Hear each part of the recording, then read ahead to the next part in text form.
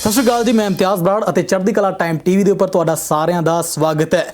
ਅਤੇ ਅੱਜ ਤੁਹਾਡੇ ਸਾਰਿਆਂ ਦੇ ਹਰਮਨ ਪਿਆਰੇ ਪ੍ਰੋਗਰਾਮ ਹੈਲਦੀ ਲਾਈਫ ਦੇ ਵਿੱਚ ਜਿਵੇਂ ਕਿ ਅਸੀਂ ਸਾਰੇ ਜਾਣਦੇ ਹਾਂ ਕਿ ਇੱਕ ਸਿਹਤ ਮਾਹਿਰ ਨੂੰ ਤੁਹਾਡੇ ਨਾਲ ਮੁਖਾਤਿਬ ਕਰਵਾਉਣੇ ਆ ਅਤੇ ਇੱਕ ਅਜਿਹੇ ਹੀ ਸਿਹਤ ਮਾਹਿਰ ਨੂੰ ਤੁਹਾਡੇ ਵਾਸਤੇ ਇਸ ਵਕਤ ਮੁਲਾਕਾਤ ਦੇ ਵਾਸਤੇ ਰੂਬਰੂ ਕਰਾਉਣ ਦੇ ਵਾਸਤੇ ਅਸੀਂ ਲੈ ਕੇ ਆਏ ਹਾਂ, ਜਿਨ੍ਹਾਂ ਦਾ ਨਾਮ ਹੈ ਡਾਕਟਰ ਸੰਦੀਪ ਠੱਕਰ। ਤੇ ਅੱਜ ਉਹਨਾਂ ਦੇ ਨਾਲ ਮੁਲਾਕਾਤ ਕਰਵਾਵਾਂਗੇ ਅਤੇ ਉਹਨਾਂ ਦੇ ਨਾਲ ਖਾਸ ਜਾਣਕਾਰੀਆਂ ਵੀ ਸਾਂਝੀਆਂ ਕਰਾਂਗੇ। ਤਾਂ ਸਤਿ ਸ਼੍ਰੀ ਅਕਾਲ ਸਰ। ਸਤਿ ਸ਼੍ਰੀ ਅਕਾਲ ਇਮਤਿਆਜ਼ ਜੀ। ਤੇ ਸਾਡੇ ਨਾਲ ਅੱਜ ਦੇ ਪ੍ਰੋਗਰਾਮ ਦੇ ਵਿੱਚ ਜੁੜਨ ਵਾਸਤੇ ਬਹੁਤ ਸ਼ੁਕਰੀਆ। ਜਦੋਂ ਅਸੀਂ ਇਹ ਹਰਫ ਸੁਣਦੇ ਹਾਂ ਕਾਰਡੀਓਲੋਜੀ, ਤਾਂ ਕਾਰਡੀਓਲੋਜੀ ਦੇ ਵਿੱਚ ਕਿਹੜੀ ਚੀਜ਼ ਆ ਜਾਂਦੀ ਹੈ? ਕਾਰਡੀਓਲੋਜੀ ਦੇ ਵਿੱਚ ਦਿਲ ਦੀਆਂ ਤੇ ਖੂਨ ਦੀ ਨਾੜੀਆਂ ਦੀ ਬਿਮਾਰੀ ਦੀ ਸਟੱਡੀ ਕੀਤੀ ਜਾਂਦੀ ਹੈ। ਉਹਨਾਂ ਤੋਂ ਰਿਲੇਟਡ ਜਿਹੜੇ ਵੀ ਰੋਗ ਹਨ, ਬਿਮਾਰੀਆਂ ਹਨ, ਉਹਨਾਂ ਦਾ ਡਾਇਗਨੋਸ ਤੇ ਇਲਾਜ ਕੀਤਾ ਜਾਂਦਾ ਹੈ ਜੀ।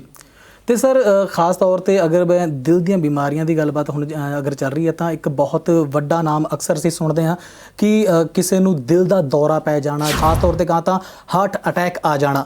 ਤੇ ਹਾਰਟ ਅਟੈਕ ਦੀ ਜਿਹੜੀ ਟਰਮ ਹੈ ਉਹਦੇ ਕਾਰਨ ਕੀ ਨੇ? ਸ਼ੁਰੂਆਤੀ ਜਿਹੜੀ ਹੈਗੀ ਆ ਕਾਰਨ ਕੀ ਹੁੰਦੇ ਨੇ, ਕਿਉਂ ਹੁੰਦਾ ਹੈ? ਦੇਖੋ, ਦਿਲ ਦੀਆਂ ਬਹੁਤ ਬਿਮਾਰੀਆਂ ਹੁੰਦੀਆਂ ਹਨ। ਉਹਨਾਂ ਨਾਲੋਂ ਸਭ ਤੋਂ ਜਿਹੜੀ ਕਾਮਨ ਹੈਗੀ ਹੈ, ਸਭ ਤੋਂ ਜ਼ਿਆਦਾ ਜਿਹੜੀ ਹੁੰਦੀ ਆ, ਉਹ ਹੁੰਦੀ ਹੈ ਦਿਲ ਦੀ ਨਾੜੀਆਂ ਦੀ ਬਿਮਾਰੀ ਜੀ। ਤੇ ਹਾਰਟ ਅਟੈਕ, ਤੁਹਾਨੂੰ ਮੈਂ ਇੱਕ ਸਿੰਪਲ ਚੀਜ਼ ਸਮਝਾਵਾਂ ਕਿ ਜਿਹੜਾ ਆਪਣਾ ਹਾਰਟ ਹੁੰਦਾ ਹੈ ਉਹ ਇੱਕ ਪੰਪ ਜਾਂ ਮੋਟਰ ਦੀ ਤਰ੍ਹਾਂ ਕੰਮ ਕਰਦਾ ਹੈ।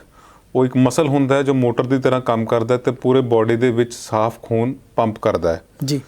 ਇਹ ਸਾਰਿਆਂ ਨੂੰ ਕਾਮਨ ਨੌਲੇਜ ਵਿੱਚ ਹੈਗਾ ਹੈ ਕਿ ਜਿਹੜਾ ਆਪਣੇ ਫੇਫੜੇ ਆ ਖੂਨ ਨੂੰ ਸਾਫ਼ ਕਰਦੇ ਹਨ, ਇਹ ਸਾਫ਼ ਖੂਨ ਹਾਰਟ ਦੇ ਵਿੱਚ ਜਾਂਦਾ ਹੈ ਤੇ ਇਹ ਹਾਰਟ ਇਹ ਸਾਰੇ ਖੂਨ ਨੂੰ ਪੂਰੀ ਬੋਡੀ ਵਿੱਚ ਪੰਪ ਕਰ ਦਿੰਦਾ ਹੈ ਜੀ। ਹੁਣ ਜਿਵੇਂ ਕਿ ਕੋਈ ਵੀ ਮੋਟਰ ਨੂੰ ਕੰਮ ਕਰਨ ਵਾਸਤੇ ਤੇਲ ਚਾਹੀਦਾ ਹੈ, ਡੀਜ਼ਲ ਚਾਹੀਦਾ ਹੈ, ਉਸੇ ਤਰ੍ਹਾਂ ਹੀ ਹਾਰਟ ਨੂੰ ਵੀ ਕੰਮ ਕਰਨ ਵਾਸਤੇ ਆਕਸੀਜਨ ਤੇ ਗਲੂਕੋਜ਼ ਦੀ ਲੋੜ ਪੈਂਦੀ ਹੈ, ਜੋ ਉਹਨੂੰ ਖੂਨ ਦੀ ਨਾੜੀਆਂ ਤੋਂ ਮਿਲਦੀ ਹੈ ਜੀ, ਜਿਨ੍ਹਾਂ ਨੂੰ ਅਸੀਂ ਹਾਰਟ ਦੀਆਂ ਨਾੜੀਆਂ ਜਾਂ ਕੋਰਨਰੀ ਆਰਟਰੀ ਕਹਿੰਦੇ ਹਨ। ਜਦੋਂ ਇਹ ਨਾੜੀਆਂ ਦੇ ਵਿੱਚ ਕਿਸੇ ਵੀ ਕਾਰਨਵਸ਼ ਕੋਈ ਰੁਕਾਵਟ, ਕੋਈ ਬਲੋਕੇਜ ਬਣ ਜਾਵੇ, ਉਹਨੂੰ ਅਸੀਂ ਕਹਿੰਦੇ ਹਾਂ ਕੋਰਨਰੀ ਆਰਟਰੀ ਡਿਜ਼ੀਜ਼। ਹਾਰਟ ਅਟੈਕ ਇੱਕ ਇਹਦਾ ਗੰਭੀਰ ਰੂਪ ਹੈ ਜੀ। ਜਦੋਂ ਕਿਸੇ ਵੀ ਕਾਰਨਵਸ਼ ਸਡਨਲੀ ਜਕਦਮ ਹੀ ਕੋਈ ਵੀ ਖੂਨ ਦੀ ਨਾੜ ਬੰਦ ਹੋ ਜਾਏ ਤੇ ਅੱਗੇ ਖੂਨ ਦੀ ਸਪਲਾਈ ਰੁਕ ਜਾਂਦੀ ਹੈ ਜੀ।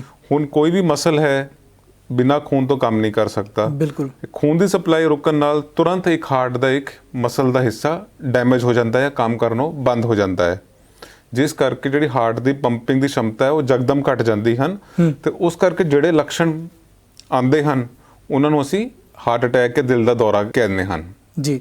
ਤੇ ਸਰ ਨਾਲ ਦੀ ਨਾਲ ਇਹ ਵੀ ਇੱਕ ਖਾਸ ਗੱਲ ਹੋਰ ਹੈ ਕਿ ਹਾਰਟ ਅਟੈਕ ਜਾਂ ਫਿਰ ਦਿਲ ਦਾ ਦੌਰਾ ਜਿਹੜਾ ਆਪਾਂ ਕਹਿ ਰਹੇ ਹਾਂ, ਇਹਦੇ 'ਚੋਂ ਸ਼ੁਰੂਆਤੀ ਲੱਛਣ ਕੀ ਨੇ ਜਿਹਦੇ ਵਿੱਚ ਜਦੋਂ ਸਾਨੂੰ ਪਤਾ ਲੱਗਦਾ ਹੈ ਕਿ ਹਾਂਜੀ ਕਿਸੇ ਨੂੰ ਹਾਰਟ ਅਟੈਕ ਜਾਂ ਫਿਰ ਦਿਲ ਦਾ ਦੌਰਾ ਪੈਣ ਜਾ ਰਿਹਾ ਜਾਂ ਫਿਰ ਉਹਦੇ ਸ਼ੁਰੂਆਤ ਹੋ ਚੁੱਕੀ ਹੈ, ਤਾਂ ਉਹਦੇ ਲੱਛਣ ਕੀ ਹੁੰਦੇ ਨੇ?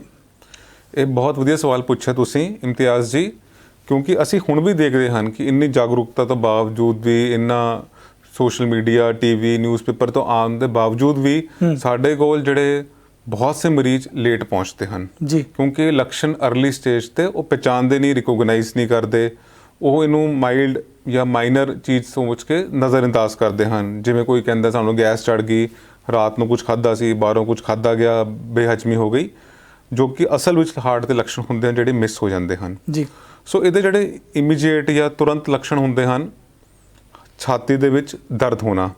ਦਰਦ ਵੀ ਜ਼ਿਆਦਾਤਰ ਮਰੀਜ਼ ਕਹਿੰਦੇ ਹਨ ਜਿਵੇਂ ਘੁੱਟਣ ਹੋਣਾ, ਜਾਂ ਕਿਸੇ ਨੇ ਰੱਸੀ ਬੰਨ੍ਹ ਕੇ ਮੇਰੀ ਛਾਤੀ ਖਿੱਚਤੀ ਹੈਗੀ ਹੈ, ਜਾਂ ਕਿਸੇ ਨੇ ਇੱਕ ਵੱਟਾ ਜਾਂ ਪੱਥਰ ਚੱਕ ਕੇ ਹਾਰਟ ਦੇ ਉੱਪਰ ਰੱਖਤਾ ਹੈਗਾ ਮੇਰੀ ਛਾਤੀ ਉੱਪਰ, ਜਿਹਦੇ ਕਰਕੇ ਹਾਰਟ ਮੇਰਾ ਜਾਂ ਛਾਤੀ ਮੇਰੀ ਭਾਰੀ ਹੋ ਗਈ ਹੈ ਜੀ।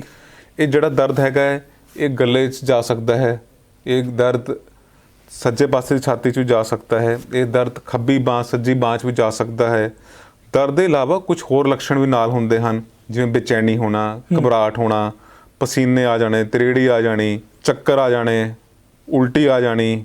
ਸੋ ਇਹ ਜਿਹੜੇ ਲੱਛਣ ਹੈਗੇ ਇਕੱਠੇ, ਇਹ ਸਾਰੇ ਇੱਕ ਅਟੈਕ ਨੂੰ ਦੱਸਦੇ ਨੇ। ਸੋ ਇਸ ਸਮੇਂ ਤੇ ਤੁਰੰਤ ਨੀਅਰੈਸਟ ਜੋ ਵੀ ਆਪਣੇ ਘਰ ਦੇ ਨੇੜੇ ਕੋਈ ਵੀ ਫੈਮਿਲੀ ਡਾਕਟਰ ਹੈਗਾ ਜਾਂ ਕੋਈ ਵੀ ਛੋਟਾ ਹਸਪੀਟਲ ਹੈ ਜਾਂ ਡਿਸਪੈਂਸਰੀ ਹੈ, ਜਾ ਕੇ ਇੱਕ ਵਾਰ ਚੈੱਕ ਜ਼ਰੂਰ ਕਰਾਉਣਾ ਚਾਹੀਦਾ ਹੈ ਜੀ। ਬਿਲਕੁਲ। ਅੱਛਾ ਡਾਕਟਰ ਸਾਹਿਬ, ਇੱਕ ਹੋਰ ਖਾਸ ਗੱਲ ਹੈ, ਅਸੀਂ ਇਹ ਜਾਣਨਾ ਚਾਹਾਂਗੇ ਖਾਸ ਤੌਰ ਤੇ ਸਾਡੇ ਜਿਹੜੇ ਦਰਸ਼ਕ ਨੇ ਉਹਨਾਂ ਦੇ ਕੋਲੋਂ ਵੀ ਇੱਕ ਸਵਾਲ ਜਿਹੜਾ ਹੈਗਾ ਸੀ ਕਿ ਜਦੋਂ ਵੀ ਕੋਈ ਬਿਮਾਰ ਹੁੰਦਾ ਹੈ ਤਾਂ ਉਹ ਉੱਠ ਕੇ ਆਪਣੇ ਨੀਅਰੈਸਟ ਜਿਹੜਾ ਵੀ ਕਲੀਨਿਕ ਹੁੰਦਾ ਹੈ, ਡਾਕਟਰ ਅਵੇਲੇਬਲ ਹੁੰਦਾ, ਸਾਨੂੰ ਸਭ ਤੋਂ ਨਜ਼ਦੀਕੀ ਜਿਹੜਾ ਹੁੰਦਾ ਹੈ ਉਹਦੇ ਕੋਲ ਜਾ ਕੇ ਅਸੀਂ ਆਪਣੀ ਮਰਜ਼ ਦਾ ਜਿਹੜਾ ਹੈਗਾ ਹੈ ਉਹ ਦੱਸਦੇ ਹਾਂ ਉਹਨੂੰ ਕਿ ਹਾਂਜੀ ਮੈਨੂੰ ਇਹ ਪ੍ਰੋਬਲਮ ਹੈ ਤੇ ਉਹਦੇ ਵਾਸਤੇ ਇਲਾਜ ਵਾਸਤੇ ਅਸੀਂ ਕਹਿ ਦਿੰਦੇ ਹਾਂ। ਤਾਂ ਇਹ ਕਿਸ ਹੱਦ ਤੱਕ ਜਿਹੜਾ ਹੈਗਾ ਹੈ ਉਹ ਤੁਸੀਂ ਸਹਿਮਤੀ ਜ਼ਾਹਿਰ ਕਰੋਗੇ ਇਸ ਦੇ ਬਾਰੇ ਵਿੱਚ?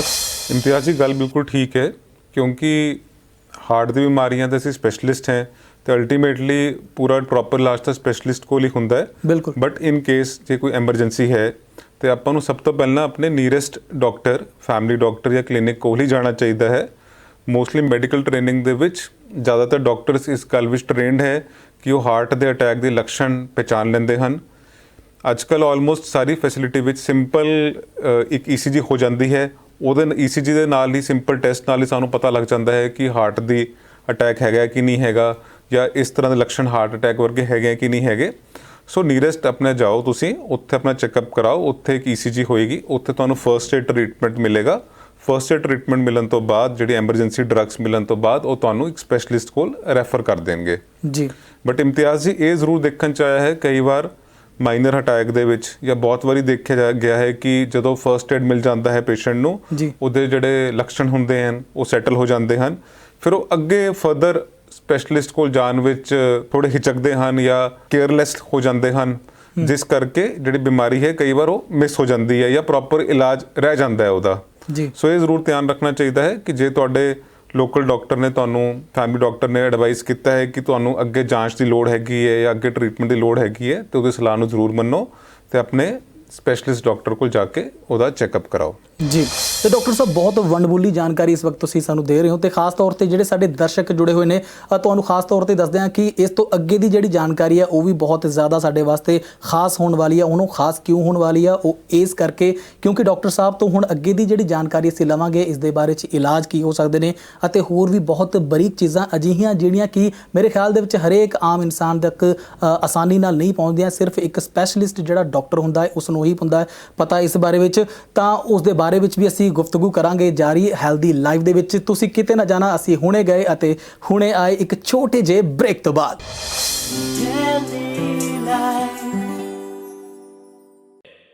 ਹਰੇਕ ਇਨਸਾਨ ਦੇ ਅੰਦਰ ਕੋਈ ਨਾ ਕੋਈ ਕਲਾਕਾਰ ਲੁਕਿਆ ਬੈਠਾ ਹੈ।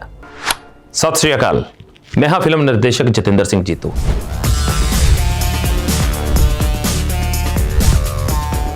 ਲੈ ਕੇ ਆ ਰਹੇ ਹਾਂ ਤੁਹਾਡੇ ਲਈ ਇੱਕ ਨਵੇਕਲਾ ਪ੍ਰੋਗਰਾਮ ਜਿਸ ਦਾ ਨਾਮ ਹੈ ਲਾਈਟ ਕੈਮਰਾ ਐਂਡ ਚੱਕ ਦਿਓ ਫੱਟੇ। ਲਾਈਟ ਕੈਮਰਾ ਚੱਕ ਦਿਓ ਫੱਟੇ, ਲਾਈਟ ਕੈਮਰਾ ਚੱਕ ਦਿਓ ਫੱਟੇ, ਲਾਈਟ ਕੈਮਰਾ ਚੱਕ ਦਿਓ ਫੱਟੇ।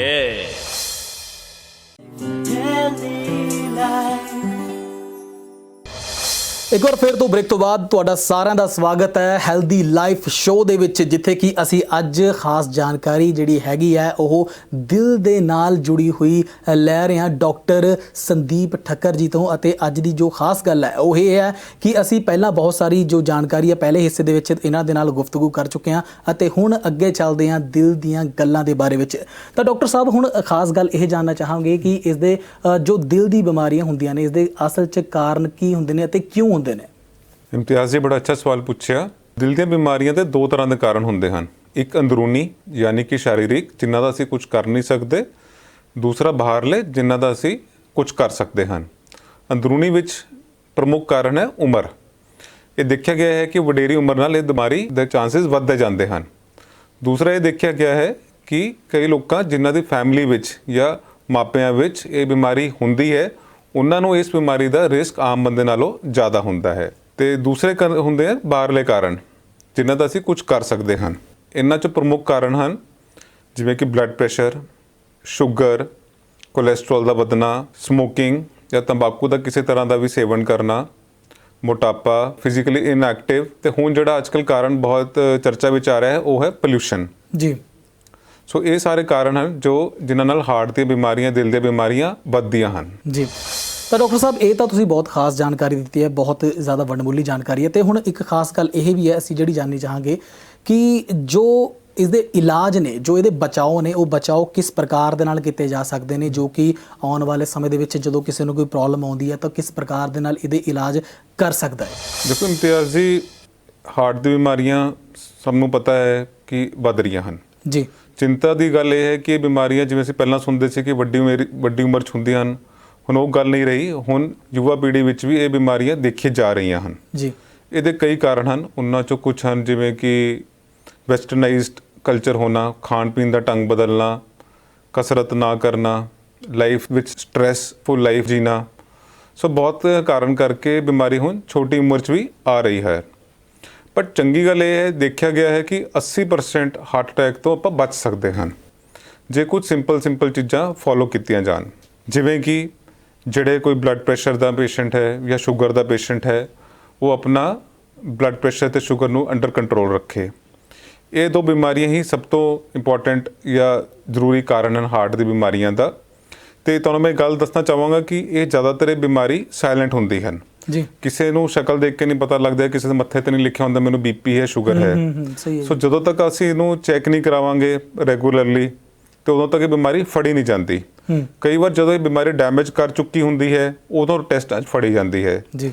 ਸੋ ਕੁਝ ਬਿਮਾਰੀਆਂ ਜਿਸ ਤਰ੍ਹਾਂ ਕੋਲੇਸਟ੍ਰੋਲ ਦੀ ਬਿਮਾਰੀ ਵੀ ਹੋ ਗਈ, ਇਹ ਵੀ ਸਾਇਲੈਂਟ ਬਿਮਾਰੀ ਹੈ। ਜਦੋਂ ਤੱਕ ਪੇਸ਼ੈਂਟ ਨੂੰ ਹਾਰਟ ਦੀ ਪ੍ਰੋਬਲਮ ਨਹੀਂ ਹੋ ਜਾਏਗੀ ਉਹਦਾ ਪਤਾ ਹੀ ਨਹੀਂ ਲੱਗੇਗਾ ਕਿ ਇਹਦਾ ਕੋਲੇਸਟ੍ਰੋਲ ਲੈਵਲ ਜ਼ਿਆਦਾ ਹੈਗੇ ਹੈ।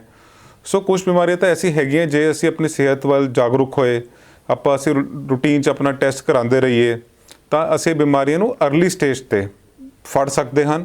ਅਰਲੀ ਸਟੇਜ ਤੇ ਜੇ ਇਹਨਾਂ ਦਾ ਇਲਾਜ ਹੋ ਜਾਏ ਤਾਂ ਉਸ ਕਰਕੇ ਇਹਨਾਂ ਨਾਲ ਹੋਣ ਵਾਲਾ ਹਾਰਟ ਦਾ ਅਟੈਕ ਜਾਂ ਉਹ ਹਾਰਟ ਦੀ ਬਿਮਾਰੀ ਤੋਂ ਅਸੀਂ ਬਚ ਸਕਦੇ ਹਨ। ਇਵੇਂ ਹੀ ਸਿੰਪਲ ਲਾਈਫ ਸਟਾਈਲ ਵਾਲੀ ਗੱਲਾਂ ਹੈਗੀਆਂ ਕਿ ਐਡਿਕਸ਼ਨ ਨੂੰ ਛੱਡਿਆ ਜਾਵੇ, ਤੰਬਾਕੂ ਦਾ ਸੇਵਨ ਕਿਸੇ ਪ੍ਰਕਾਰ 'ਚ ਵੀ ਛੱਡਿਆ ਜਾਵੇ ਜੀ, ਤੇ ਆਪਣੇ ਆਪ ਨੂੰ ਫਿਜ਼ੀਕਲੀ ਐਕਟਿਵ ਰੱਖਿਆ ਜਾਏ। ਕਿਸੇ ਤਰ੍ਹਾਂ ਦੀ ਵੀ ਸਿੰਪਲ ਐਕਸਰਸਾਈਜ਼ ਹੋਏ, ਜਿਵੇਂ ਕਿ ਜੋਗਿੰਗ ਹੋ ਗਈ, ਵਾਕਿੰਗ ਹੋ ਗਈ, ਸਾਈਕਲਿੰਗ, ਸਵਿਮਿੰਗ, ਕੋਈ ਸਪੋਰਟਸ ਹੋ ਗਈ। ਸੋ ਕਿਸੇ ਵੀ ਤਰ੍ਹਾਂ ਨਾਲ ਆਪਣੇ ਆਪ ਨੂੰ ਐਕਟਿਵ ਰੱਖਿਆ ਜਾਏ। ਆਪਣਾ ਜਿਹੜਾ ਵਜਨ ਹੈਗਾ ਹੈ ਉਹਨੂੰ ਇਨ ਚੈੱਕ ਰੱਖਿਆ ਜਾਏ। ਇਹ ਛੋਟੀ ਗੱਲਾਂ ਹੈਗੀਆਂ, ਜੇ ਤੁਸੀਂ ਆਪਣੀ ਲਾਈਫ ਸਟਾਈਲ ਵਿੱਚ ਚੇਂਜਸ ਲਿਆ ਸਕਦੇ ਹੋ ਤੇ ਇਸ ਬਿਮਾਰੀ ਤੋਂ ਕਾਫੀ ਹੱਦ ਤੱਕ ਬਚਿਆ ਹੀ ਜਾ ਸਕਦਾ ਹੈ। ਜੇ ਇੱਕ ਵਾਰ ਕਿਸੇ ਨੂੰ ਹਾਰਟ ਦੀ ਬਿਮਾਰੀ ਲੱਗ ਗਈ ਹੈ, ਅਟੈਕ ਦੁਬਾਰਾ ਨਾ ਆਏ ਜਾਂ ਹਾਰਟ ਦੀ ਬਿਮਾਰੀ ਵਧੇ ਨਾ, ਉਸ ਲਈ ਵੀ ਬਹੁਤ ਜ਼ਰੂਰੀ ਹੈ ਕਿ ਤੁਸੀਂ ਆਪਣਾ ਜੋ ਵੀ ਤੁਹਾਡੇ ਕਾਰਨ ਹੈ, ਜਿਵੇਂ ਕਿ ਬੀਪੀ, ਸ਼ੂਗਰ, ਕੋਲੇਸਟ੍ਰੋਲ, ਇਹਨੂੰ ਅੰਡਰ ਕੰਟਰੋਲ ਰੱਖਿਆ ਜਾਏ। ਜੇ ਤੁਸੀਂ ਪਹਿਲਾਂ ਤੁਹਾਡੇ ਲਾਈਫ ਸਟਾਈਲ ਵਿੱਚ ਕੋਈ ਗੜਬੜੀ ਸੀ, ਜਿਵੇਂ ਕਿ ਤੁਸੀਂ ਫਿਜ਼ੀਕਲੀ ਇਨਐਕਟਿਵ ਸੀ ਜਾਂ ਮੋਟਾਪਾ ਸੀ, ਉਹਨੂੰ ਕੰਟਰੋਲ ਕੀਤਾ ਜਾਏ ਤੇ ਆਪਣਾ ਸਮੇਂ ਸਿਰ ਟਾਈਮ ਸਿਰ ਰੂਟੀਨ ਚੈੱਕਅਪ ਕਰਾਇਆ ਜਾਏ ਤੇ ਜਿਹੜੀ ਮੈਡੀਕੇਸ਼ਨਸ ਪ੍ਰਿਸਕ੍ਰਾਈਬ ਕਰਦੇ ਹਨ ਡਾਕਟਰ, ਉਹਨਾਂ ਨੂੰ ਪ੍ਰੋਪਰ ਟਾਈਮ ਨਾਲ ਜਾਂ ਡੋਜ਼ਸ ਨਾਲ ਲਿੱਤਾ ਜਾਏ।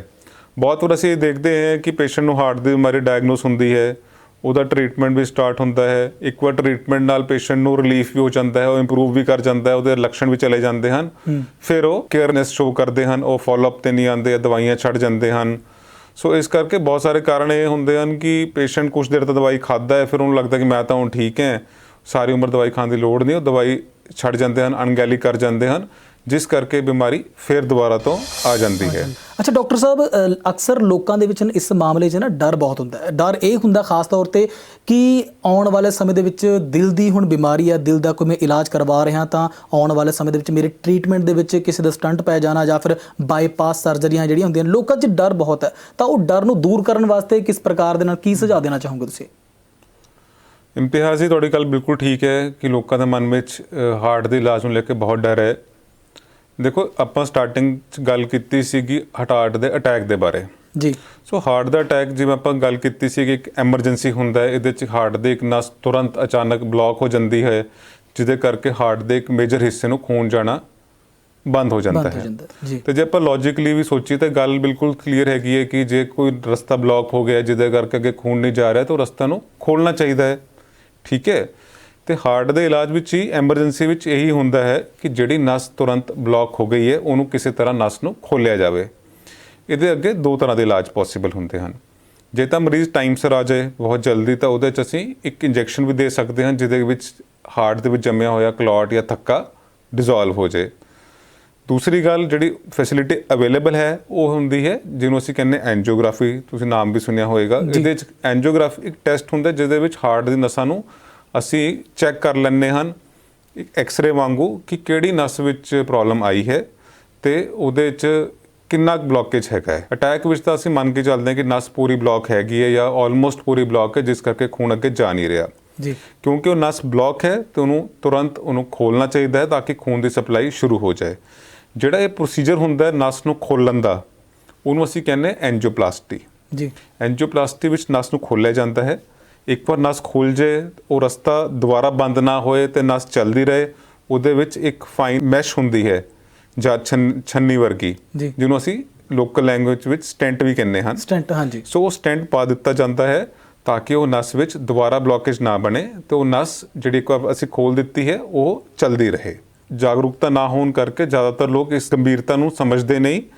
ਉਹ ਸੋਚਦੇ ਹਨ ਕਿ ਸਟੈਂਟ ਪਤਾ ਨਹੀਂ ਕੀ ਚੀਜ਼ ਹੈ। ਸੋ ਸਟੈਂਟ ਬਿਲਕੁਲ ਸਿੰਪਲ ਚੀਜ਼ ਹੈ। ਇਹ ਇੱਕ ਡਿਵਾਈਸ ਹੈ ਜਿਹੜੀ ਤੁਹਾਡਾ ਨਸ ਬਲੌਕ ਹੋ ਗਈ ਹੈ ਜਾਂ ਬੰਦ ਹੋ ਗਈ ਹੈ, ਉਸ ਨਸ ਨੂੰ ਖੁੱਲ੍ਹਾ ਰੱਖਦਾ ਹੈ ਸੋ ਡੈਟ ਹਾਰਟ ਦੇ ਮਸਲ ਨੂੰ ਖੂਨ ਦੀ ਸਪਲਾਈ ਮਿਲਦੀ ਰਹੇ। ਸੋ ਦੂਸਰੀ ਗੱਲ ਇਹ ਹੈ ਕਿ ਇਹਦੇ 'ਚ ਕਿੰਨੀ ਕੁ ਐਮਰਜੈਂਸੀ ਕਰਨੀ ਚਾਹੀਦੀ ਹੈ। ਇਹ ਵੀ ਆਮ ਸੁਣਨ 'ਚ ਆਉਂਦਾ ਹੈ, ਲੋਕ ਡਰ ਜਾਂਦੇ ਹੈ ਕਿ ਅਸੀਂ ਤਾਂ ਜੇ ਉੱਥੇ ਗਏ ਸੀ, ਡਾਕਟਰ ਸਾਹਿਬ ਨੇ ਕਿਹਾ ਕਿ ਤੁਰੰਤ ਕਰਨਾ ਪਏਗਾ। ਸੋ ਜਿਹੜਾ ਇਹ ਆਪਣਾ ਹਾਰਟ ਦਾ ਮਸਲ ਹੁੰਦਾ ਹੈ, ਇਹਦੇ 'ਚ ਕੋਈ ਬਹੁਤ ਜ਼ਿਆਦਾ ਰਿਜ਼ਰਵ ਨਹੀਂ ਹੁੰਦਾ। ਜਿਵੇਂ ਆਪਾਂ ਰਿਜ਼ਰਵ ਕਰੀਏ ਕਿ ਜੇ ਨਸ ਬੰਦ ਹੋ ਗਈ ਹੈ, ਉਹ ਹਾਰਟ ਦੇ ਮਸਲ ਨੂੰ ਗਲੂਕੋਜ਼ ਨਹੀਂ ਮਿਲ ਰਿਹਾ, ਆਕਸੀਜਨ ਨਹੀਂ ਮਿਲ ਰਿਹਾ, ਤੇ ਕੁਝ ਮਿੰਟਾਂ ਬਾਅਦ ਇਹ ਮਸਲ ਡੈਡ ਹੋਣਾ ਸ਼ੁਰੂ ਹੋ ਜਾਂਦਾ ਹੈ ਬਿਨਾਂ ਆਕਸੀਜਨ ਤੇ ਬਿਨਾਂ ਗਲੂਕੋਜ਼ ਤੋਂ। ਸੋ ਇਸ ਵੇਲੇ ਇਸ ਨਸ ਨੂੰ ਖੋਲ੍ਹਣਾ ਇੱਕ ਬਹੁਤ ਐਮਰਜੈਂਸੀ ਹੁੰਦੀ ਹੈ। ਜਿੰਨਾ ਅਸੀਂ ਇਹਨੂੰ ਡਿਲੇ ਕਰੀ ਜਾਵਾਂਗੇ ਉਨਾ ਮਸਲ ਡੈਮੇਜ ਹੁੰਦਾ ਜਾਏਗਾ, ਤੇ ਕੁਝ ਦੇਰ ਬਾਅਦ ਜੇ ਨਸ ਆਪਾਂ ਖੋਲ ਵੀ ਦੇਵਾਂਗੇ ਤਾਂ ਵੀ ਉਹ ਡੈਮੇਜ ਰਿਕਵਰ ਨਹੀਂ ਹੋਏਗਾ।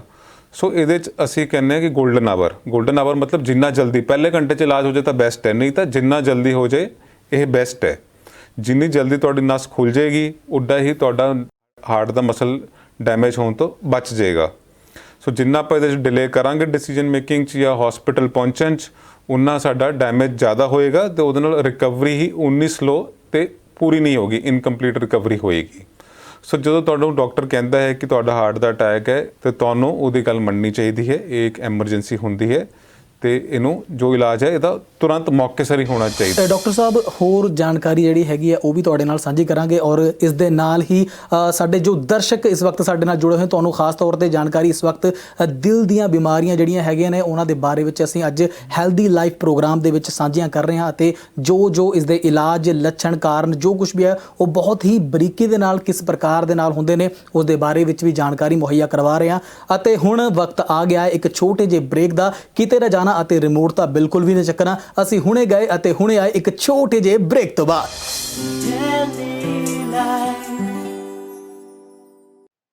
ਕਰੀਏ ਦਿਲ ਦੀਆਂ ਗੱਲਾਂ, ਦਿਲ ਦੀਆਂ ਗੱਲਾਂ, ਦਿਲ ਦੀਆਂ ਗੱਲਾਂ, ਕਰੀਏ ਦਿਲ ਦੀਆਂ ਗੱਲਾਂ, ਦਿਲ ਦੀਆਂ ਗੱਲਾਂ, ਦਿਲ ਦੀਆਂ ਗੱਲਾਂ।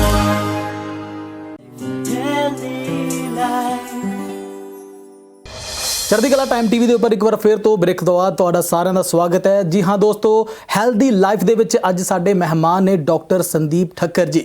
ਸਰ, ਅਸੀਂ ਗੱਲ ਕਰ ਰਹੇ ਸੀ ਦਿਲ ਦੀਆਂ ਬਿਮਾਰੀਆਂ ਦੇ ਬਾਰੇ ਵਿੱਚ, ਅਤੇ ਹੁਣ ਖਾਸ ਗੱਲ ਇਹ ਹੈ ਕਿ ਜਾਣਨਾ ਚਾਹਾਂਗੇ, ਜੋ ਸਾਡੇ ਮੇਰੇ ਖਿਆਲ 'ਚ ਸਾਰੇ ਜਿਹੜੇ ਦਰਸ਼ਕ ਨੇ ਉਹ ਵੀ ਜਾਣਨਾ ਚਾਹਣਗੇ, ਜੋ ਲੋਕਾਂ ਦੇ ਦਿਮਾਗ 'ਚ ਜ਼ਹਿਨ ਦੇ ਵਿੱਚ ਗੱਲ, ਕਿ ਕੁਝ ਖਾਸ ਤਰ੍ਹਾਂ ਦੀਆਂ ਹੀ ਐਕਸਰਸਾਈਜ਼ ਹੁੰਦੀਆਂ ਨੇ ਜਿਹੜੀਆਂ ਦਿਲ ਦੇ ਮਰੀਜ਼ ਹੁੰਦੇ ਨੇ ਉਹ ਕਰ ਸਕਦੇ ਨੇ। ਇਸ ਦੇ ਬਾਰੇ ਵਿੱਚ ਚਾਨਣਾ ਜ਼ਰੂਰ ਪਾਓ ਜੀ। ਇਮਤਿਆਜ਼ ਜੀ, ਬਹੁਤ ਅੱਛਾ ਸਵਾਲ ਹੈ। ਮੈਂ ਦਰਸ਼ਕਾਂ ਨੂੰ ਦੱਸਣਾ ਚਾਹੂੰਗਾ ਕਿ ਹਾਰਟ ਦੇ ਮਰੀਜ਼ ਇੱਕ ਨਾਰਮਲ ਜੀਵਨ ਵਿਅਸਤ ਕਰ ਸਕਦੇ ਹਨ।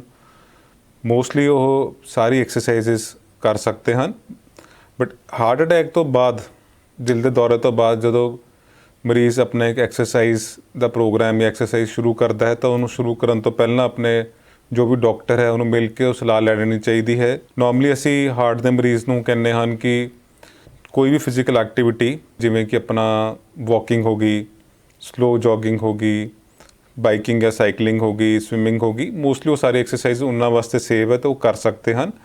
ਬਟ ਕੋਈ ਵੀ ਪ੍ਰੋਗਰਾਮ ਸਟਾਰਟ ਕਰਨ ਤੋਂ ਪਹਿਲਾਂ ਆਪਣੇ ਡਾਕਟਰ ਨਾਲ ਮਿਲੋ, ਆਪਣੀ ਬਿਮਾਰੀ ਬਾਰੇ ਗੱਲ ਕਰੋ ਤੇ ਸਮਝੋ ਕਿ ਤੁਸੀਂ ਉਹ ਐਕਸਰਸਾਈਜ਼ਸ ਕਦੋਂ ਕਰ ਸਕਦੇ ਹਨ। ਦੂਸਰੇ ਲੋਕਾਂ ਦੇ ਸਵਾਲ ਹੁੰਦੇ ਹਨ ਕਿ ਮੈਂ ਕਿਸ ਟਾਈਮ 'ਤੇ ਐਕਸਰਸਾਈਜ਼ ਕਰ ਸਕਦਾ ਹਾਂ, ਮੈਂ ਕਿੰਨੀ ਡਿਊਰੇਸ਼ਨ ਵਾਸਤੇ ਕਰ ਸਕਦਾ ਹਾਂ, ਕਿੰਨੀ ਲੰਮੀ ਕਰ ਸਕਦਾ ਹਾਂ, ਕਿੰਨੀ ਇੰਟੈਂਸਿਟੀ ਨਾਲ ਕਰ ਸਕਦਾ ਹਾਂ, ਕਿੰਨੇ ਜ਼ੋਰ ਨਾਲ ਕਰ ਸਕਦਾ ਹਾਂ, ਕਿ ਮੈਂ ਮੈਡੀਸਨ ਐਕਸਰਸਾਈਜ਼ ਤੋਂ ਪਹਿਲਾਂ ਖਾਣੀ ਹੈ ਕਿ ਮੈਂ ਉਸ ਤੋਂ ਬਾਅਦ ਖਾਣੀ ਹਨ। ਤੇ ਬਹੁਤ ਸਾਰੇ ਐਸੇ ਸਵਾਲ ਹੁੰਦੇ ਹਨ। ਤੋ ਸਿੰਪਲ ਚੀਜ਼ ਇਹ ਹੈ ਕਿ ਆਪਣਾ ਜੋ ਵੀ ਐਕਸਰਸਾਈਜ਼ ਤੁਸੀਂ ਸਟਾਰਟ ਕਰਨੀ ਹੈ ਇਹਦੇ 'ਚ ਗੋ ਸਲੋ, ਮਤਲਬ ਟੇਕ ਇਟ ਈਜ਼ੀ। ਤੁਸੀਂ ਇੱਕ ਦਿਨ 'ਚ ਹੀ ਪੌਣਾ ਘੰਟਾ ਨਹੀਂ ਭੱਜ ਲੈਣਾ। ਅਸੀਂ ਕਹਿੰਦੇ 45 ਮਿੰਟ ਸੈਰ ਕਰੋ, ਪੌਣਾ ਘੰਟਾ ਵਾਕ ਕਰਿਆ ਕਰੋ। ਇਹਦਾ ਮਤਲਬ ਕਿ ਡੇ 1 ਤੋਂ ਨਹੀਂ ਸਟਾਰਟ ਕਰਨਾ। ਬਿਲਕੁਲ, ਤੁਸੀਂ ਹੌਲੀ ਹੌਲੀ ਸਟਾਰਟ ਕਰੋ, ਜਿੰਨਾ ਤੁਸੀਂ ਆਰਾਮ ਨਾਲ ਆਪਣੇ ਹਾਰਟ ਨੂੰ ਤੁਹਾਡਾ ਬੋਡੀ ਟੋਲਰੇਟ ਕਰਦੀ ਹੈ, ਇਹਨੂੰ ਗ੍ਰੈਜੂਅਲੀ ਸਲੋਲੀ ਵਧਾਉਂਦੇ ਜਾਓ। ਤੇ ਜੋ ਵੀ ਆਪਣੀ ਐਕਸਰਸਾਈਜ਼ ਪ੍ਰੋਗਰਾਮ ਹੈ ਸਟਾਰਟਿੰਗ ਵਿੱਚ ਅਸੀਂ ਉਹਨੂੰ ਸਪਲਿਟ ਕਰ ਦਿੰਦੇ ਹਨ ਕਿ ਜ਼ਰੂਰੀ ਨਹੀਂ ਹੈ ਕਿ ਤੁਸੀਂ ਸਾਰੀ ਸੈਰ ਇੱਕੋ ਟਾਈਮ 'ਤੇ ਕਰਨੀ ਹੈ। ਤੁਸੀਂ ਕੁਝ ਸੈਰ ਮਾਰਨਿੰਗ 'ਚ ਕਰ ਸਕਦੇ ਹੋ ਜਾਂ ਕੁਝ ਐਕਸਰਸਾਈਜ਼ ਈਵਨਿੰਗ ਵਿੱਚ ਕਰ ਸਕਦੇ ਹੋ। ਇਨ ਬਿਟਵੀਨ ਰੈਸਟ ਵੀ ਬਹੁਤ ਜ਼ਰੂਰੀ ਹੈ ਸੈਸ਼ਨਸ ਦੇ ਵਿੱਚ। ਕੋਈ ਵੀ ਐਕਸਰਸਾਈਜ਼ ਜਿਵੇਂ ਤੁਸੀਂ ਟ੍ਰੈਡਮਿਲ 'ਤੇ ਕਰ ਰਹੇ ਹੋ ਜਾਂ ਕੋਈ ਤੁਸੀਂ ਆਪਣਾ ਸਾਈਕਲਿੰਗ ਸਟਾਰਟ ਕਰਨਾ ਚਾਹੁੰਦੇ ਹੋ ਤੇ ਕੋਈ ਵੀ ਐਕਸਰਸਾਈਜ਼ ਤੋਂ ਪਹਿਲਾਂ ਇੱਕ ਵਾਰਮ ਅਪ ਫੇਸ ਹੁੰਦਾ ਹੈ, ਤੁਸੀਂ ਜਿਹਦੇ 'ਚ 5 ਮਿੰਟ ਸਟ੍ਰੈਚਿੰਗ ਵਗੈਰਾ ਕਰੋ। ਇਸੇ ਤਰ੍ਹਾਂ ਹੀ ਐਕਸਰਸਾਈਜ਼ ਦੇ ਐਂਡ ਵਿੱਚ ਕੂਲ ਡਾਊਨ ਫੇਸ ਹੁੰਦਾ ਹੈ ਕਿ ਸਲੋ ਇੰਟੈਂਸਿਟੀ ਨਾਲ ਆਰਾਮ ਨਾਲ ਸਟ੍ਰੈਚਿੰਗ ਕਰੋ ਜਾਂ ਐਕਸਰਸਾਈਜ਼ ਐਂਡ ਕਰੋ। ਆਪਣੀ ਖਾਸ ਪ੍ਰੀਕਾਸ਼ਨਸ ਇਹ ਹੁੰਦੀਆਂ ਹਨ ਕਿ ਕੱਪੜੇ ਕੰਫਰਟੇਬਲ ਹੋਣ, ਐਕਸਰਸਾਈਜ਼ ਕੋਈ ਬਹੁਤ ਹੌਟ ਐਂਡ ਹਿਊਮਿਡ ਵੈਦਰ 'ਚ ਨਾ ਕਰੋ, ਜਾਂ ਸਰਦੀਆਂ ਵਿੱਚ ਹੈਗੀ ਹੈ ਤਾਂ ਪ੍ਰੋਪਰ ਵਾਰਮ ਵੂਲਨ ਕਲੋਥਸ ਪਾਏ ਹੋਣੇ ਚਾਹੀਦੇ ਹੈ, ਜਾਂ ਅਰਲੀ ਮਾਰਨਿੰਗ ਜਾਂ ਲੇਟ ਨਾਈਟ ਜਦੋਂ ਚਿਲ ਹੁੰਦੀ ਹੈ ਉਹਦੇ ਵਿੱਚ ਨਾ ਕਰੋ। ਬਾਡੀ ਨੂੰ ਪ੍ਰੋਪਰ ਕਵਰ ਰੱਖੋ। ਸੋ ਇਹ ਹੈ ਕਿ ਤੁਸੀਂ ਜੇ ਪ੍ਰੋਪਰ ਪ੍ਰੀਕਾਸ਼ਨਸ ਰੱਖੋ ਤੇ ਤੁਸੀਂ ਸਾਰੀ ਤਰ੍ਹਾਂ ਦੀ ਐਕਸਰਸਾਈਜ਼ ਕਰ ਸਕਦੇ ਹੋ। ਤੇ ਸੈਕਿੰਡ ਤਰ੍ਹਾਂ ਦੀ ਐਕਸਰਸਾਈਜ਼ ਹੁੰਦੀ ਹੈ ਜਿਹਨੂੰ ਅਸੀਂ ਕਹਿੰਦੇ ਹਾਂ ਰੈਜ਼ਿਸਟੈਂਸ ਐਕਸਰਸਾਈਜ਼, ਜਿਵੇਂ ਤੁਸੀਂ ਆਪਾਂ ਲੋਕਲ ਲੈਂਗੁਏਜ ਕਹੂੰਗਾ ਮੈਂ, ਜਿਵੇਂ ਕਿ ਵੇਟ ਲਿਫਟਿੰਗ ਟਾਈਪ ਐਕਸਰਸਾਈਜ਼ਸ ਨਾ ਤੁਸੀਂ ਲਾਈਟ ਸਟ੍ਰੈਚਿੰਗ ਵਗੈਰਾ ਟ੍ਰੇਨਰ ਦੀ ਹੈਲਪ ਨਾਲ ਪ੍ਰੋਪਰ ਟੈਕਨੀਕ ਲਰਨ ਕਰਕੇ ਕਰ ਸਕਦੇ ਹੋ। ਸਟ੍ਰੈਚਿੰਗ ਬਹੁਤ ਅੱਛੀ ਐਕਸਰਸਾਈਜ਼ਸ ਹੈ। ਸਟ੍ਰੈਚਿੰਗ ਨਾਲ ਤੁਹਾਡੇ ਜੁਆਇੰਟਸ ਦੀ ਸਟੇਬਿਲਿਟੀ, ਮੂਵਮੈਂਟਸ ਬਰਕਰਾਰ ਰਹਿੰਦੀ ਹਨ। Yoga is totally safe. ਸਾਨੂੰ ਲੋਕ ਕਹਿੰਦੇ ਹਨ ਜੀ ਕਿ ਐਲੋਪੈਥਿਕ ਡਾਕਟਰਸ ਯੋਗਾ ਰਿਕਮੈਂਡ ਨਹੀਂ ਕਰਦੇ। ਨਹੀਂ, ਐਸੀ ਕੋਈ ਗੱਲ ਨਹੀਂ ਹੈ। ਯੋਗਾ ਸਾਡੇ ਕਲਚਰ ਦਾ ਬਹੁਤ ਇੰਪੋਰਟੈਂਟ ਪਾਰਟ ਹੈ ਤੇ ਅਸੀਂ ਇਹਦੇ ਬੈਨੀਫਿਟ ਸਾਰੇ ਮੰਨਦੇ ਹਨ ਤੇ ਅਸੀਂ ਲੋਕਾਂ ਨੂੰ ਇਨਕਰੇਜ ਕਰਦੇ ਹਨ ਕਿ ਤੁਸੀਂ ਜ਼ਰੂਰ ਯੋਗਾ ਕਰੋ। ਇਹਦੇ ਨਾਲ ਇੱਕ ਤਾਂ ਜੁਆਇੰਟਸ ਦੀ ਮੋਬਿਲਿਟੀ, ਬਾਡੀ ਦੀ ਸਟ੍ਰੈਚਿੰਗ ਬਣੀ ਰਹਿੰਦੀ ਹਨ, ਪਲੱਸ ਇਹਦੇ ਨਾਲ ਸਟ੍ਰੈਸ ਰਿਡਕਸ਼ਨ ਹੁੰਦੀ ਹੈ ਤੇ ਬਹੁਤ ਹੋਰ ਵੀ ਬੈਨੀਫਿਟਸ ਪਾਏ ਗਏ ਹੈ ਇਹਦੇ, ਜਿਵੇਂ ਕਿ blood pressure reduction and health benefits ਬਹੁਤ ਹਨ। ਤੇ ਸਾਡੇ ਵੱਲੋਂ ਇਟ ਇਜ਼ ਟੋਟਲੀ ਰਿਕਮੈਂਡਡ ਕਿ ਤੁਸੀਂ ਯੋਗਾ ਪ੍ਰੈਕਟਿਸ ਵੀ ਕਰ ਸਕਦੇ ਹੋ। ਤੁਸੀਂ ਆਪਣੀ ਕੋਈ ਵੀ aerobic activity and stretching yoga exercises ਜ਼ਰੂਰ ਕਰੋ ਜੀ। ਹੁਣ ਇਹ ਖਾਸ ਇੱਕ ਉਪਰਾਲਾ ਹੈ ਚੜ੍ਹਦੀ ਕਲਾ ਟਾਈਮ ਟੀਵੀ ਦਾ, ਜਿਸ ਦੇ ਵਿੱਚ ਕਿ ਅਸੀਂ ਤੁਹਾਨੂੰ ਸਿਹਤ ਮਾਹਿਰਾਂ ਦੇ ਨਾਲ ਗੱਲਬਾਤ ਕਰਾਉਣੀ ਹੈ ਅਤੇ ਅੱਜ ਦਿਲ ਦੇ ਨਾਲ ਜੁੜੀਆਂ ਹੋਈਆਂ ਜਿਹੜੀਆਂ ਬਿਮਾਰੀਆਂ ਨੇ ਉਹਦੇ ਬਾਰੇ 'ਚ ਇੱਕ ਸਪੈਸ਼ਲਿਸਟ ਦੇ ਨਾਲ ਗੱਲਬਾਤ ਕਰਾ ਰਹੇ ਹਾਂ। ਅਤੇ ਡਾਕਟਰ ਸਾਹਿਬ, ਹੁਣ ਇੱਕ ਸਵਾਲ ਖੜਾ ਹੁੰਦਾ, ਉਹ ਇਹ ਖੜਾ ਹੁੰਦਾ ਹੈ ਕਿ ਕੁਝ ਸੰਸਥਾਵਾਂ ਵੀ ਅਜਿਹੀਆਂ ਹੈਗੀਆਂ ਨੇ, ਕੁਝ ਆਰਗੇਨਾਈਜੇਸ਼ਨਸ ਜੋ ਕਿ ਦਿਲ ਦੀਆਂ ਬਿਮਾਰੀਆਂ ਦੇ ਬਾਰੇ ਵਿੱਚ ਕੁਝ ਲੋਕਾਂ ਨੂੰ ਅਵੇਅਰ ਕਰ ਰਹੀਆਂ ਹੋਣ, ਲੋਕਾਂ ਨੂੰ ਜਾਗਰੂਕਤਾ ਜਿਹੜੀ ਹੈਗੀ ਆ ਉਹ ਫੈਲਾ ਰਹੀਆਂ ਹੋਣ। ਬਿਲਕੁਲ। ਦੇਖੋ, ਵਰਲਡ ਹੈਲਥ ਆਰਗੇਨਾਈਜੇਸ਼ਨ ਹੈ ਜੋ ਕਿ ਇੱਕ ਅੰਬਰੇਲਾ ਬਾਡੀ ਹੈ ਹੈਲਥ ਆਰਗੇਨਾਈਜੇਸ਼ਨਸ ਦੀ world over. World health organisations ਅੱਗੇ ਇੰਟਰੈਕਟ ਕਰਦੀ ਹੈ ਗਵਰਨਮੈਂਟਸ ਨਾਲ ਸੋ ਡੈਟ ਲੋਕਾਂ ਦੇ ਪ੍ਰਤੀ ਹਾਰਟ ਦੀ ਬਿਮਾਰੀ ਦੀ ਜਾਗਰੂਕਤਾ ਪੈਦਾ ਹੋ ਸਕੇ ਜੀ। ਦੇਖੋ, ਜਿਹੜੀ ਹਾਰਟ ਦੀਆਂ ਬਿਮਾਰੀਆਂ ਹਨ ਇਹ ਦੁਨੀਆ ਵਿੱਚ ਨੰਬਰ 1 ਕਾਜ਼ ਹੈ ਡੈਥ ਦਾ, ਮੌਤਾਂ ਦਾ ਜੀ। ਸੋ ਇਸ ਕਰਕੇ ਇਹਨਾਂ ਦੇ ਪ੍ਰਤੀ ਜਾਗਰੂਕਤਾ ਪੈਦਾ ਕਰਨਾ, ਤੇ ਜਿਵੇਂ ਕਿ ਮੈਂ ਤੁਹਾਨੂੰ ਦੱਸਿਆ ਕਿ 80% ਤੱਕ ਅਸੀਂ ਇਹਨਾਂ ਬਿਮਾਰੀਆਂ ਤੋਂ ਬਚ ਸਕਦੇ ਹਾਂ ਜੇ ਲੋਕਾਂ ਨੂੰ ਜਾਗਰੂਕਤਾ ਹੋਏ ਤੇ ਪ੍ਰੋਪਰ ਪ੍ਰੀਕਾਸ਼ਨ ਲਈਏ। ਤੇ ਉਹਨਾਂ 'ਚੋਂ ਇੱਕ ਮੁਹਿੰਮ ਹੁੰਦੀ ਹੈ ਵਰਲਡ ਹਾਰਟ ਡੇ ਦੀ, ਜਿਹਦੇ ਵਿੱਚ ਸਾਲ ਵਿੱਚ 29 ਸਤੰਬਰ ਨੂੰ ਅਬਜ਼ਰਵ ਕੀਤਾ ਜਾਂਦਾ ਹੈ ਇੱਕ ਵਰਲਡ ਹਾਰਟ ਡੇ ਦੇ ਤੌਰ ਦੇ ਵਿੱਚ। ਇਸ ਦਿਨ ਖਾਸ ਐਕਟੀਵਿਟੀਜ਼ ਪੂਰੇ ਵਰਲਡ ਵਿੱਚ, ਦੁਨੀਆ ਭਰ ਵਿੱਚ ਗਵਰਨਮੈਂਟਸ ਨਾਲ ਮਿਲ ਕੇ, ਲੋਕਲ ਕਮਿਊਨਿਟੀਜ਼, ਹਸਪੀਟਲਸ ਨਾਲ ਮਿਲ ਕੇ ਕੀਤੀਆਂ ਜਾਂਦੀਆਂ ਹਨ, ਜਿਹਦੇ ਕਰਕੇ ਆਮ ਬੰਦਿਆਂ ਵਿੱਚ ਇਹਦੀ ਬਿਮਾਰੀ ਦੀ ਅਵੇਅਰਨੈਸ ਤੇ ਬਚਾਅ ਬਾਰੇ ਤੇ ਇਲਾਜ ਬਾਰੇ ਪ੍ਰੋਪਰ ਜਾਗਰੂਕਤਾ ਪੈਦਾ ਕੀਤੀ ਜਾ ਸਕੇ ਜੀ। ਸੋ ਇਸ ਮੁਹਿੰਮ ਦੇ ਤੌਰ ਵਿੱਚ ਇੱਕ ਨਵਾਂ ਟੌਪਿਕ ਚੂਜ਼ ਹੁੰਦਾ ਹੈ ਜਿਹਦੇ ਉੱਪਰ ਹਰ ਸਾਲ ਗਵਰਨਮੈਂਟਸ ਜਾਂ ਵਰਲਡ ਹੈਲਥ ਆਰਗੇਨਾਈਜੇਸ਼ਨ ਜ਼ਿਆਦਾ ਫੋਕਸ ਦਿੰਦੀਆਂ ਹਨ। ਇਸ ਸਾਲ 29 ਸਤੰਬਰ ਨੂੰ ਵੀ ਵਰਲਡ ਹਾਰਟ ਡੇ ਮਨਾਇਆ ਜਾਏਗਾ ਤੇ ਹਰ ਸਾਲ ਕੋਈ ਨਾ ਕੋਈ ਵਰਲਡ ਹੈਲਥ ਆਰਗੇਨਾਈਜੇਸ਼ਨ ਨਵਾਂ ਥੀਮ ਰੱਖਦਾ ਹੈ ਜਿਹਦੇ ਉੱਪਰ ਲੋਕਾਂ ਪ੍ਰਤੀ ਜਾਗਰੂਕਤਾ ਕੀਤੀ ਜਾਂਦੀ ਹੈ। ਤੇ ਇਸ ਵਾਰ ਦਾ ਥੀਮ ਹੈ ਡਿਜੀਟਲ ਹੈਲਥ। ਇਸ ਕੋਵਿਡ ਮਹਾਮਾਰੀ ਵਿੱਚ ਦੇਖਿਆ ਗਿਆ ਹੈ ਕਿ ਕੋਵਿਡ ਕਰਕੇ ਬਾਕੀ ਹੋਰ ਬਿਮਾਰੀਆਂ ਕਾਫੀ ਨਿਗਲੈਕਟ ਹੋਈਆਂ ਹਨ ਤੇ ਹਸਪੀਟਲਾਂ ਤੇ ਮੈਡੀਕਲ ਫੈਸਿਲਿਟੀ ਤੋਂ ਡਰਦੇ ਹੋਏ ਬਹੁਤ ਲੋਕਾਂ ਨੇ ਆਪਣੇ ਰੂਟੀਨ ਵਿਜ਼ਿਟਸ ਜਾਂ ਐਮਰਜੈਂਸੀ ਵਿਜ਼ਿਟਸ ਅਵੋਇਡ ਕੀਤੇ ਹਨ ਜੀ। ਅਸੀਂ ਨਹੀਂ ਚਾਹੁੰਦੇ ਕਿ ਇਸ ਮਹਾਮਾਰੀ ਕਰਕੇ ਜੋ ਵੀ ਹਾਰਟ ਦੇ ਮਰੀਜ਼ ਹਨ ਆਪਣੀ ਰੈਗੂਲਰ ਅਪਾਇੰਟਮੈਂਟਸ ਨਾ ਰੱਖ ਸਕਣ ਜਾਂ ਜ਼ਰੂਰਤ ਪੈਣ 'ਤੇ ਐਮਰਜੈਂਸੀ ਵਿੱਚ ਨਾ ਆਉਣ ਜਾਂ ਆਪਣੀ ਸਿਹਤ ਨੂੰ ਨਜ਼ਰਅੰਦਾਜ਼ ਕਰਨ। ਸੋ ਡਿਜੀਟਲ ਹੈਲਥ ਦੇ ਮੀਡੀਅਮ ਨਾਲ, ਟੈਲੀਮੈਡੀਸਨ ਨਾਲ ਕੰਸਲਟ ਕਰ ਸਕਦੇ ਹੋਣ, ਆਪਣੇ ਜੋ ਵੀ ਤੁਹਾਡੇ ਡਾਊਟਸ ਹੈ ਪੁੱਛ ਸਕਦੇ ਹਨ, ਜਾਂ ਕੋਈ ਮੈਡੀਸਿਨਸ ਬਾਰੇ ਕੁਝ ਪੁੱਛਣਾ ਹੈ ਜਾਂ ਕੁਝ ਸਟਾਰਟ ਕਰਨੀ ਹੈ, ਕੋਈ ਪ੍ਰੋਬਲਮ ਡਿਸਕਸ ਕਰਨੀ ਹੈ ਵਾਇਆ ਟੈਲੀਮੈਡੀਸਨ ਆਪਾਂ ਕਰ ਸਕਦੇ ਹਨ। ਗਵਰਨਮੈਂਟ ਵੀ ਇਹਨੂੰ ਬਹੁਤ ਪ੍ਰਮੋਟ ਕਰ ਰਹੀ ਹੈ ਕਿ ਤੁਸੀਂ ਆਪਣੀ ਹੈਲਥ ਨੂੰ ਨਿਗਲੈਕਟ ਨਾ ਕਰੋ। ਜਿੱਥੇ ਪੋਸੀਬਲ ਨਹੀਂ ਹੈਗਾ ਕਿ ਤੁਸੀਂ ਫਿਜ਼ੀਕਲੀ ਹਸਪੀਟਲ ਜਾ ਸਕੋ, ਖਾਸ ਕਰ ਐਲਡਰਲੀਜ਼ ਵਿੱਚ ਜਾਂ ਪੇਸ਼ੈਂਟਸ ਜਿਨ੍ਹਾਂ ਨੂੰ ਹੋਰ ਬੜੀ ਬਿਮਾਰੀਆਂ ਹਨ ਜਿਵੇਂ ਕਿ ਡਾਇਬਟੀਜ਼ ਹੈ, ਹਾਰਟ ਦੀ ਬਿਮਾਰੀਆਂ, ਲਿਵਰ ਕਿਡਨੀ ਦੀ ਬਿਮਾਰੀਆਂ ਹਨ, ਜੋ ਕਿ ਡਰਦੇ ਹਨ ਕਿ ਸਾਨੂੰ ਕੋਵਿਡ ਦੇ ਲੱਛਣ ਐਸੀ ਬਿਮਾਰੀਆਂ ਵਿੱਚ ਜ਼ਿਆਦਾ ਹੁੰਦੇ ਹਨ, ਉਹ ਹਸਪੀਟਲਾਂ ਤੋਂ ਡਰਦੇ ਹਨ। ਤੇ ਉਹਨਾਂ ਨੂੰ ਅਸੀਂ ਕਿਸੇ ਤਰ੍ਹਾਂ ਆਪਣੇ ਨਾਲ ਕਨੈਕਟਡ ਰੱਖੀਏ ਸੋ ਡੈਟ ਉਹਨਾਂ ਦੀ ਹੈਲਥ ਕਿਸੇ ਵੀ ਪੱਖੋਂ ਨਿਗਲੈਕਟ ਨਾ ਹੋਏ ਜੀ। ਡਾਕਟਰ ਸਾਹਿਬ, ਬਹੁਤ ਖਾਸ ਜਾਣਕਾਰੀ ਜਿਹੜੀ ਹੈਗੀ ਅੱਜ ਤੁਸੀਂ ਸਾਡੇ ਨਾਲ ਸਾਂਝੀ ਕੀਤੀ ਹੈ। ਤੇ ਇੱਕ ਹੋਰ ਖਾਸ ਗੱਲ ਇਹ ਹੈ ਕਿ ਜਿਹੜਾ ਸਿਹਤਮੰਦ ਦਿਲ ਦੇ ਵਾਸਤੇ ਕੁਝ ਟਿਪਸ ਹੈਗੇ, ਸਾਡੇ ਜਿਹੜੇ ਦਰਸ਼ਕ ਇਸ ਵਕਤ ਸਾਡੇ ਨਾਲ ਜੁੜੇ ਹੋਏ ਨੇ ਉਹਨਾਂ ਦੇ ਵਾਸਤੇ ਜ਼ਰੂਰ ਦੇਣਾ ਜੀ। ਕੀ ਟਿਪਸ ਹੋ ਸਕਦੇ ਨੇ ਜੀ?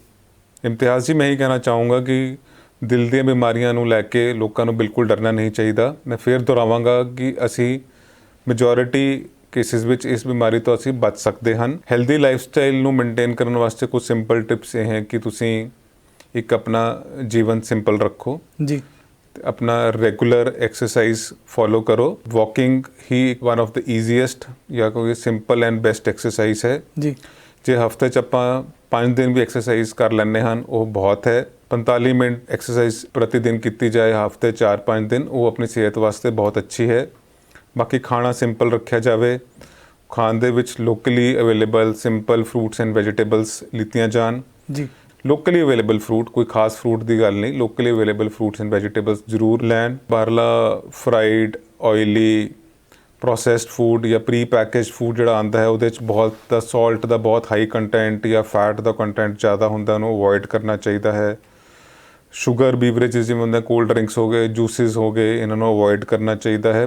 ਇਹਦੇ ਨਾਲੋਂ ਫਰੈਸ਼ ਫਰੂਟ ਖਾਣਾ ਹੀ ਸੇਫ ਹੈ। ਜੇ ਆਪਾਂ ਇਹ ਸਿੰਪਲ ਚੀਜ਼ਾਂ ਫੋਲੋ ਕਰਦੇ ਹਾਂ ਤਾਂ ਆਪਾਂ ਮੈਜੋਰਿਟੀ ਕੇਸਿਸ ਵਿੱਚ ਹਾਰਟ ਦੀ ਬਿਮਾਰੀਆਂ ਤੋਂ ਬਚ ਸਕਦੇ ਹਾਂ।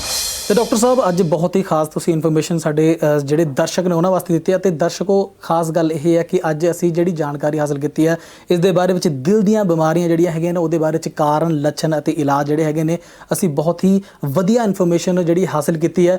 ਅਤੇ ਤੁਹਾਨੂੰ ਇੱਕ ਹੋਰ ਗੱਲ ਦੱਸਦੇ ਹਾਂ ਕਿ ਸਾਡੇ ਸ਼ੋਅ ਹੈਲਦੀ ਲਾਈਫ ਦੇ ਵਿੱਚ ਅਸੀਂ ਸਿਹਤ ਮਾਹਿਰਾਂ ਦੇ ਨਾਲ ਤੁਹਾਨੂੰ ਮੁਖਾਤਿਬ ਕਰਵਾਉਣੇ ਆ ਅਤੇ ਜੋ ਵੀ ਜਾਣਕਾਰੀ ਹੁੰਦੀ ਆ ਉਹ ਤੁਹਾਡੇ ਸਾਹਮਣੇ ਬਹੁਤ ਹੀ ਸੰਜੀਦਗੀ ਦੇ ਨਾਲ, ਬਹੁਤ ਹੀ ਖਾਸ ਤਰੀਕੇ ਦੇ ਨਾਲ ਪੇਸ਼ ਕਰਦੇ ਹਾਂ।